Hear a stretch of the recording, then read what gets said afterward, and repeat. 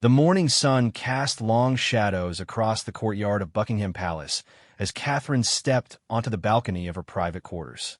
The cool June air carried the distant sound of marching bands practicing their formation somewhere in the distance.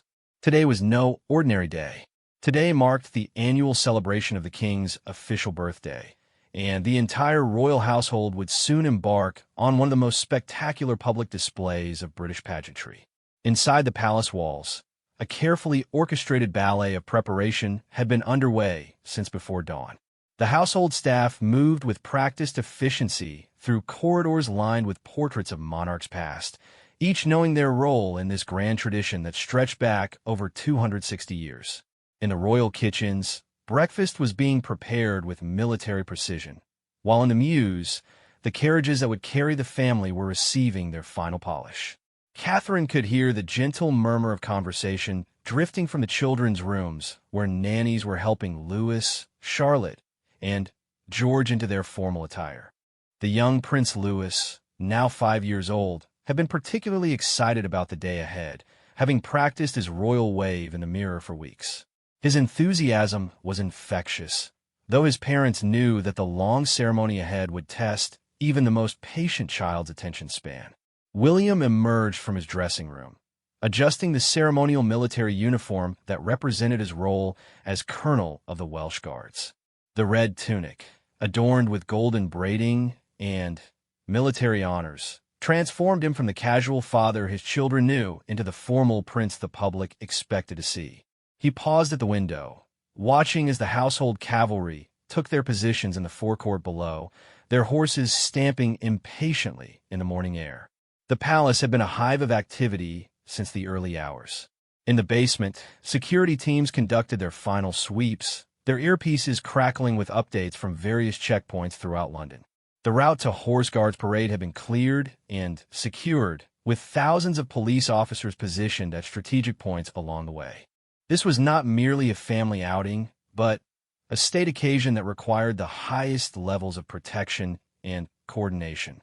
Lady Susan Hussey, one of the Queen's former ladies-in-waiting and now a trusted advisor to the family, arrived early to help coordinate the departure schedule. Her decades of experience with royal protocol made her invaluable on days like these, where timing was crucial and every detail mattered. She carried a leather-bound folder containing the minute-by-minute schedule that had been refined and adjusted countless times over the preceding weeks. In the royal garage, known as the Royal Mews, the famous glass coach stood ready alongside the sleek black Bentley state cars that would transport different members of the family. Each vehicle had been inspected thoroughly, their routes programmed into secure communication systems, and their drivers briefed on the precise timing required to arrive at Horse Guards Parade in perfect sequence. The palace's head housekeeper, Maria, supervised the final preparations in the staterooms where the family would gather before departure. Fresh flowers, arranged by the palace's skilled florists, adorned every surface, their fragrance mixing with the scent of beeswax polish that gleamed on centuries-old furniture. The morning light streaming through tall windows illuminated oil paintings and tapestries that had witnessed countless similar preparations over the generations. As Catherine made her way through the palace corridors toward the family breakfast room, she passed members of the palace guard changing into their ceremonial uniforms. The changing of the guard ceremony had already taken place earlier that morning, but additional guards would accompany the royal procession, their tall bearskin hats and red tunics adding to the spectacular visual display that awaited the crowds lining the streets of London. The breakfast room buzzed with quiet conversation as family members gathered for what had become a cherished tradition before major public events. Despite the formality that would soon envelop their day, these moments remained precious opportunities for the family to connect as ordinary people before stepping into their extraordinary public roles. The children's laughter echoed off the high ceilings as they shared stories about their week at school, temporarily forgetting the cameras and crowds that awaited them outside the palace gates. King Charles arrived precisely on schedule, his own military uniform impeccable as always. His years of experience with such occasions showed in his calm demeanor, though those who knew him well could detect the slight tension that always preceded major public appearances. Today held special significance as it marked another milestone in his reign, and he understood the weight of expectation that rested on the entire family's shoulders. The palace photographer appeared discreetly to capture some informal moments before the formal portraits would be taken later. These behind-the-scenes images, rarely seen by the public, would become treasured memories for the family, showing them not as royal figures but as parents and children sharing breakfast on a morning that would soon transform into a day of national celebration. Outside the palace walls, crowds were already beginning to gather along the mall, some having camped overnight to secure the best viewing positions. The dedication of these royal watchers never ceased to amaze the family, knowing that thousands of people would stand for hours just to catch a glimpse of their carriages passing by. This support and enthusiasm from the British public added meaning to what might otherwise seem like mere ceremony and tradition. As the breakfast concluded and family members began to disperse to make their final preparations, the palace began to take on the heightened energy that preceded all major royal events. Today would showcase the monarchy at its most splendid, but it began with these quiet, intimate moments that reminded everyone involved that behind the pageantry lay a family preparing to share one of Britain's most beloved traditions with the world. The grand staircase of Buckingham Palace became the stage for the family's formal assembly as the departure time approached. Catherine descended the red-carpeted steps wearing an elegant coat dress in royal blue, her hat perfectly positioned and secured with discreet pins by her lady's maid. The sapphire earrings that had once belonged to Princess Diana caught the light streaming through the palace's crystal chandeliers, adding a touch of personal history to her carefully chosen ensemble. Princess Charlotte bounded down the hallway with barely contained excitement, her navy dress with white collar pressed to perfection and her hair styled in neat plaits. At 8 years old, she had developed a keen interest in fashion and had spent considerable time the previous evening discussing her outfit choices with her mother. Her enthusiasm for royal events had grown with each public appearance, and she carried herself with a confidence that reminded observers of her grandmother Diana's natural grace with crowds. Prince George, now 10 and increasingly aware of his future role, walked with measured steps beside his father. His miniature military-style uniform, complete with ceremonial details, marked his growing maturity within the family hierarchy. The weight of expectation was beginning to settle on his young shoulders, though his parents worked carefully to balance his royal education with a normal childhood. Today represented another step in his gradual introduction to the responsibilities that would one day be his. Young Prince Louis presented the greatest challenge for his parents, his 5-year-old energy barely contained by the formal requirements of the day. His sailor's suit, a nod to royal naval traditions, had already required one adjustment after an enthusiastic breakfast session that left jam fingerprints on his collar. His nanny, Maria Teresa Turian-Barallo, stood ready with wet wipes and infinite patience, knowing from experience that royal events with small children required constant vigilance and quick thinking. The family's private secretary appeared with the final briefing documents, outlining the precise timing and order of events that would unfold over the next several hours. Every minute had been accounted for, from the moment they would leave the palace gates to their return that afternoon. The schedule, refined through years of experience, left room for the unexpected while maintaining the rigid timing that such public events required. King Charles joined the group, his presence immediately commanding attention even from his own family members. His military uniform, adorned with the medals and honors accumulated over decades of service, transformed him into the embodiment of the constitutional monarchy he now led. Despite the formality of his appearance, his eyes softened as he greeted his grandchildren, taking a moment to adjust Louis's collar and share a quiet word with Charlotte about her beautiful dress. The palace's head of security conducted a final briefing with the personal protection officers who would accompany each family member. These highly trained professionals, mostly former military personnel, blended seamlessly into the background while maintaining constant awareness of their surroundings. Their earpieces crackled with updates from colleagues positioned along the route, confirming that all security measures remained in place. Lady Susan Hussey appeared with the traditional posy of flowers that would be presented to Catherine during the ceremony. This small bouquet, seemingly simple but carefully composed by the palace's head florist, represented hours of preparation and symbolized the connection between the royal family and the Commonwealth nations. The flowers had been selected not only for their beauty, but for their symbolic meaning, each bloom representing different aspects of the monarchy's relationship with the British people. The children's excitement was palpable as they gathered near the palace's grand entrance. Charlotte peppered her parents with questions about the horses they would see, while George studied the ceremonial sword that his grandfather carried as part of his military regalia. Louis, meanwhile, had discovered that his patent leather shoes created an interesting echo on the marble floors and was conducting his own musical experiment much to his siblings' amusement. Catherine knelt down to Louis's level for a gentle conversation about the day's expectations. Her experience with previous royal events had taught her that preparation was crucial for managing the children's behavior during long public ceremonies. She spoke quietly about the horses they would see, the music they would hear, and the importance of their royal wave to the crowds who had waited so long to see them. Her maternal instincts balanced perfectly with her understanding of royal protocol. The palace's master of the household arrived to announce that the carriages were in position and ready for the royal party. This moment marked the transition from private family time to public duty, and each family member seemed to straighten slightly, unconsciously adopting the posture and bearing that their roles demanded. Years of training and experience had made this transformation second nature, though the children still required gentle reminders about their posture and expressions.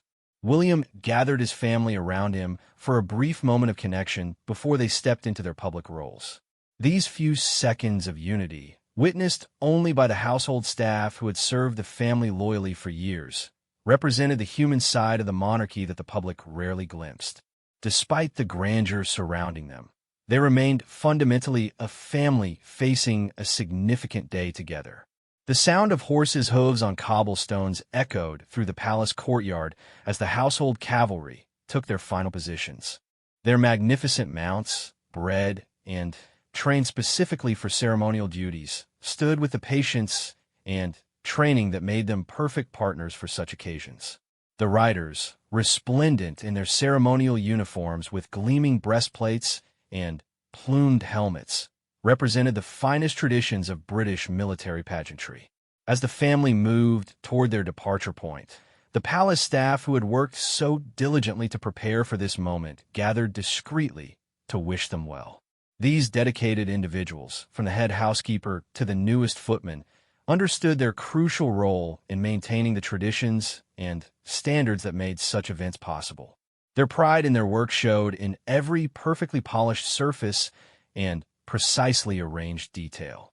The moment had arrived to leave the sanctuary of Buckingham Palace and enter the public arena where thousands of people waited eagerly for their appearance.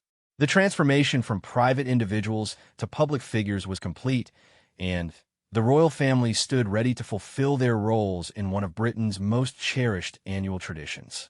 The palace doors opened, and the carefully orchestrated journey to Horse Guards Parade was about to begin. The magnificent glass coach emerged from the royal mews like something from a fairy tale, its crystal panels gleaming in the morning sunlight, and its gilded framework catching every ray. Catherine settled into the plush crimson velvet seats with Charlotte beside her, both adjusting their skirts carefully to avoid creasing during the journey ahead. The coach, built in 1881, had carried generations of royals to state occasions, and its history seemed to whisper through the ornate interior as they prepared for departure. Prince Louis bounced excitedly beside his mother until a gentle hand on his shoulder reminded him of the proper royal posture expected during public appearances. The 5-year-old's eyes widened as he peered through the crystal windows at the gathering crowds already lining the palace gates. His infectious enthusiasm brought smiles to the faces of the household cavalry positioned nearby, their horses occasionally stamping in response to the young prince's animated observations about their magnificent appearance. The lead carriage carried King Charles in full ceremonial splendor, his military uniform a testament to decades of service and tradition. Beside him sat Camilla, the queen consort, her powder blue ensemble complementing his formal regalia perfectly. Their carriage, darker and more imposing than the glass coach, represented the dignity and authority of the crown, while the crystal coach behind them sparkled with the promise of the future generation it carried. William opted to travel by car with Prince George, recognizing his eldest son's growing maturity and the importance of preparing him gradually for his future role. The sleek black Bentley that awaited them represented a modern touch to the ancient ceremony, equipped with state-of-the-art security features while maintaining the dignity expected of royal transport. George sat straight in his seat, unconsciously mimicking his father's composed bearing as they prepared to join the procession. The palace gates swung open with ceremonial precision, revealing the sea of faces that had gathered along the mall since the early morning hours. The crowd's roar was immediate and thunderous, a wave of enthusiasm that seemed to energize even the horses as they stepped onto the public streets. Union Jack flags waved frantically from every available space, creating a colorful tapestry of patriotic fervor that stretched as far as the eye could see. Catherine felt the familiar mixture of excitement and responsibility that accompanied such public appearances. She had learned to manage the intense attention with grace and warmth, understanding that each person in the crowd had made a special effort to be there. Her genuine smile and enthusiastic wave came naturally, born from years of experience and a deep appreciation for the public's loyalty and support. Charlotte, following her mother's example, waved with practiced elegance despite her young age. The procession moved at a stately pace designed to allow maximum viewing opportunities for the crowds. Mounted police officers cleared the way ahead, their horses stepping proudly through streets that had been closed to traffic hours earlier. The clip-clop of hooves on asphalt created a rhythmic soundtrack to the journey, punctuated by the occasional shout of excitement from young spectators who had never seen such pageantry in person.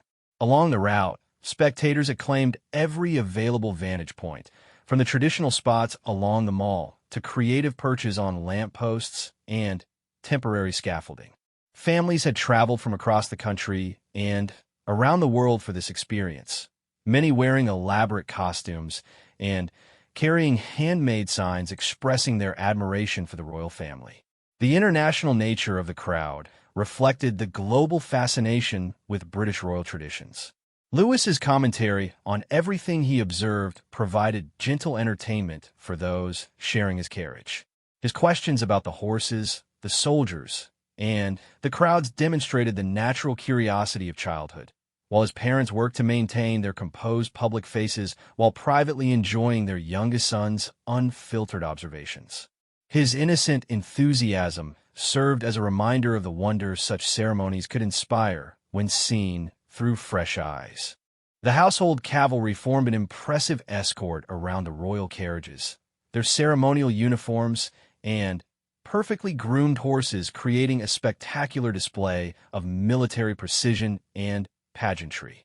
These elite soldiers, drawn from active service regiments, represented the finest traditions of the British Army while serving in roles that connected them directly to centuries of royal history. Their pride in their ceremonial duties was evident in every perfectly executed maneuver. Television cameras positioned at strategic points along the route captured every moment for broadcast to millions of viewers worldwide. The commentary teams, composed of royal experts and military historians, provided context for the traditions unfolding before their lenses while respecting the solemnity and significance of the occasion. Their coverage would bring this quintessentially British celebration into homes across the globe. Street vendors had positioned themselves at authorized locations, offering everything from miniature Union Jack flags to commemorative programs marking the occasion. Their cheerful calls added to the festival atmosphere while providing mementos that visitors would treasure for years to come. The economic impact of such royal events extended far beyond the immediate ceremony, supporting local businesses and tourism throughout London.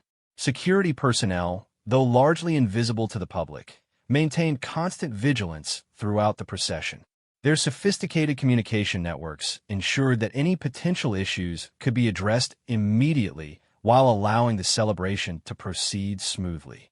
Years of experience and careful planning had refined these security measures to the point where they enhanced rather than hindered the public's enjoyment of the event. As the procession approached Trafalgar Square, the crowds grew even denser, with people pressed against the barriers that lined the route. The excitement was infectious, spreading from person to person as the royal carriages came into view. Children perched on their parents' shoulders waved frantically, while elderly spectators wiped tears from their eyes as they witnessed traditions that connected them to their own memories of past celebrations. The magnificent column of Nelson's monument provided a dramatic backdrop as the royal procession passed through one of London's most iconic locations. The historical significance of the location, where Londoners had gathered for centuries to mark important national occasions, added weight to the modern celebration unfolding in its shadow. Past and present merged seamlessly as ancient traditions continued to evolve and adapt to contemporary times. Catherine noticed familiar faces in the crowd, people who had attended multiple royal events over the years and had become part of the extended royal family's public life. Their loyalty and dedication touched her deeply, representing the strong bond between the monarchy and the British people that had endured through decades of change and challenge. These relationships, built through countless public appearances, formed the foundation of the modern constitutional monarchy. Horse Guards Parade opened before them like a grand amphitheater, its historic buildings forming a perfect frame for the spectacular ceremony about to unfold. The ancient parade ground, where soldiers had drilled and ceremonies had taken place for over 300 years, buzzed with carefully organized activity as military bands, cavalry units, and guards regiments took their designated positions. The precision of their movements reflected months of rigorous preparation and rehearsal that had transformed individual soldiers into a seamless display of military excellence. Catherine stepped down from the glass coach with practiced grace, her hand briefly steadying Charlotte as the young princess adjusted to the firm ground beneath her feet. The transition from the gentle swaying of the carriage to the solid parade ground always required a moment of adjustment, particularly for the children who had grown accustomed to the rhythmic motion of their journey through London streets. The roar of the crowd gathered in the viewing stands provided an immediate reminder of the public nature of their arrival. King Charles emerged from his carriage with the bearing of a lifetime's military training, his medals catching the sunlight as he surveyed the magnificent scene before him.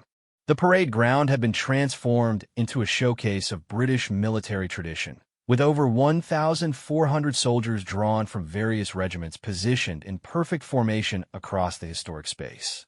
Their uniforms, from the scarlet tunics of the foot guards to the distinctive bearskin caps that had become synonymous with royal ceremonies, created a living tapestry of military heritage. Prince Louis's eyes widened as he took in the scale of the ceremony awaiting him. The 5-year-old had attended smaller royal events before, but nothing had prepared him for the sheer magnitude of Trooping the Color. His parents flanked him protectively while allowing him to experience the wonder of the moment, understanding that these early exposures to royal duty would shape his future relationship with public service. His barely contained excitement was evident to observers who remembered their own children's first encounters with such grandeur. The royal standard fluttered proudly above the proceedings, its presence marking the sovereign's attendance and transforming the military exercise into a state occasion of the highest order.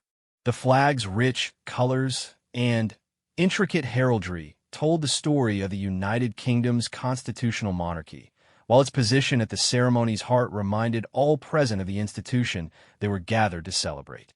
Military tradition and royal pageantry merged seamlessly under its watchful presence. Princess Charlotte found herself captivated by the massed bands of the household division, their instruments gleaming in the sunshine as they prepared to provide the musical backdrop for the ceremony. Her own piano lessons had given her an appreciation for music that extended to these grand military arrangements, and she watched intently as the bandmasters made final adjustments to their formations. The anticipation in the air was palpable as hundreds of musicians prepared to create the sounds that would accompany the ancient drill movements. William guided Prince George toward their designated positions in the royal box, using the opportunity to explain the significance of the various military units they passed.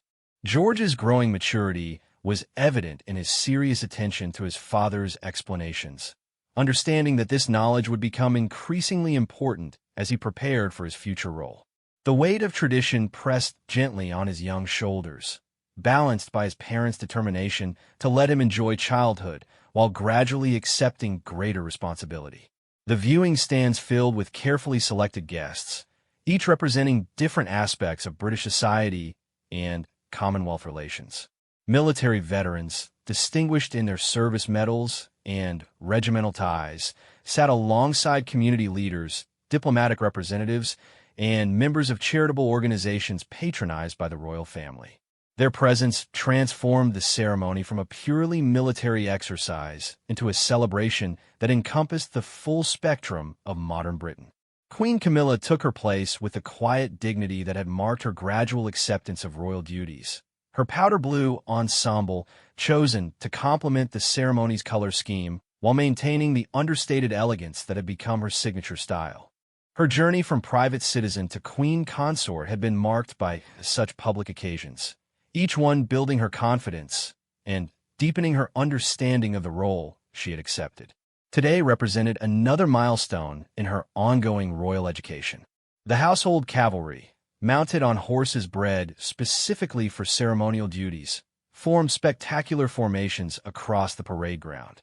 These magnificent animals, trained from birth to remain calm amid noise and crowds, represented years of careful breeding and patient training.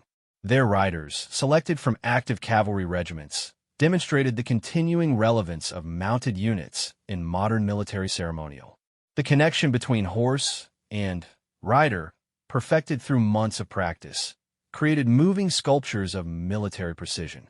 As the ceremony's opening moments approached, Catherine noticed the familiar signs of nervous energy that preceded any major public performance. Band members checked their instruments one final time, while guardsmen made microscopic adjustments to their uniforms and equipment. This attention to detail, multiplied across hundreds of participants, created the perfection that spectators expected from royal ceremonies. The pride each soldier took in their appearance reflected their understanding of the honor they had been given. Prince Louis had discovered that his patent leather shoes created interesting reflections of the colorful scene around him, providing a welcome distraction from the formal requirements of royal behavior. His fascination with these small details reminded his family of the importance of finding joy in simple pleasures, even amid the grandest occasions. His parents exchanged knowing glances, recognizing the challenge of maintaining his attention throughout the lengthy ceremony ahead. The ancient buildings surrounding Horse Guards Parade seemed to lean in expectantly, their windows filled with fortunate spectators who had secured coveted viewing positions. These structures, witnesses to centuries of British history, provided a tangible link to the past that gave weight and meaning to contemporary celebrations. The ghosts of previous ceremonies seemed to whisper approval as modern traditions continued their evolution within historical walls. Military photographers moved discreetly through designated areas, capturing images that would document this particular ceremony for historical records while respecting the solemnity of the occasion. Their work would preserve the day's events for future generations while providing immediate images for news organizations worldwide. The balance between historical documentation and contemporary media requirements required careful coordination and deep understanding of royal protocol. As the final preparations concluded and the ceremony prepared to begin in earnest, The royal family settled into their roles as both participants and observers of one of Britain's most cherished traditions. Each family member understood their part in the larger story unfolding around them, from the youngest prince's excited observations to the sovereign's dignified presence overseeing the entire spectacle. The moment had arrived for tradition and modernity to merge once again in the ancient ritual of trooping the color. The silence that fell over the parade ground as the ceremony prepared to commence was profound and expectant, broken only by the gentle stamping of horses and the distant murmur of crowds beyond the immediate area. This moment of anticipation, shared by participants and spectators alike, represented the pause between preparation and performance that marked all great occasions. The royal family stood ready to fulfill their roles in a celebration that would soon transform the parade ground into a theater of national pride and military excellence. The ceremony exploded into magnificent life as the massed bands struck their opening chords, filling Horse Guard's parade with music that seemed to make the very buildings vibrate with patriotic fervor. Catherine felt the familiar surge of pride that accompanied these moments when British pageantry displayed itself at its absolute finest, understanding that she and her family were witnessing something that connected them to centuries of royal tradition while creating new memories for future generations to treasure. Prince Louis clapped his hands in delight as the foot guards began their intricate drill movements, their scarlet tunics and bearskin caps creating geometric patterns across the parade ground that shifted and reformed with mathematical precision. His 5-year-old enthusiasm proved infectious, drawing smiles from nearby spectators who found his genuine excitement a refreshing reminder of the wonder such ceremonies could inspire. His parents worked gently to channel his energy while allowing him to experience the full impact of the magnificent spectacle unfolding before them. King Charles observed the proceedings with the satisfaction of a lifetime spent in military service, his trained eye appreciating the countless hours of preparation that had produced such flawless execution. Each movement, from the smallest detail of individual soldiers bearing to the grand sweep of entire regiments wheeling across the parade ground, represented the dedication and professionalism that had made the British military renowned worldwide. His presence as sovereign added constitutional significance to what might otherwise be merely an impressive military display. The trooping of the color itself began with ancient ceremony as the regimental flag was carried through the ranks, allowing every soldier to see the standard they served and honored. This tradition, dating back over 250 years, had evolved from practical military necessity into symbolic celebration, but its core meaning remained unchanged. The reverence with which each soldier regarded the colors reflected their understanding of the history and sacrifice those standards represented. Princess Charlotte watched intently as the mounted officers conducted their inspection of the troops, her growing understanding of royal protocol allowing her to appreciate the precision required for such complex maneuvers. Her questions about the different uniforms and their significance showed an emerging interest in the traditions she would one day help preserve. Catherine answered quietly, explaining how each regiment's distinctive features told stories of battles fought and honors earned across centuries of British military history. The climactic moment arrived as the king's ceremonial inspection began, his horse-drawn carriage moving slowly along the ranks of assembled guardsmen. Each soldier stood motionless as their sovereign passed, their bearing reflecting months of training and their pride in serving during such an important ceremony. The inspection represented the constitutional connection between monarch and military that formed a cornerstone of the British system of government, rendered visible through ancient ritual and modern precision. Prince George followed the ceremony with increasing sophistication, his father's explanations helping him understand the deeper meanings behind the spectacular display. His questions revealed a growing awareness of his future responsibilities and genuine interest in the military traditions he would one day inherit. William balanced detailed explanations with age-appropriate simplicity, understanding that royal education required patience and careful pacing to avoid overwhelming young minds with too much responsibility too soon. The massed band's performance reached crescendos that seemed to lift the very spirits of everyone present, their music providing emotional backbone to the visual spectacle of military precision. These musicians, drawn from regiments across the country, had rehearsed together for months to achieve the seamless coordination that royal ceremonies demanded. Their instruments caught the sunlight as they played, creating additional visual elements that enhanced the already impressive display. Queen Camilla found herself moved by the ceremony's emotional impact, understanding more deeply with each royal occasion the weight of tradition and responsibility that came with her role. Her position in the royal box provided an excellent view of the proceedings while allowing her to observe her family's reactions to the unfolding ceremony. The pride she felt in their collective representation of the monarchy was evident in her composed but warm demeanor throughout the extended proceedings. As the ceremony approached its conclusion, the royal family prepared for their return journey to Buckingham Palace, knowing that thousands of people would line the streets once again for their homeward procession. The transition from ceremonial participants back to private family members would happen gradually, beginning with their departure from Horse Guards Parade and continuing through their journey back through central London. Catherine gathered her children around her as the final musical selections echoed across the parade ground, using these last moments to help them process what they had witnessed and experienced. Each royal event provided learning opportunities that would shape their understanding of duty and service, but she remained determined that they should also simply enjoy the spectacular nature of British pageantry.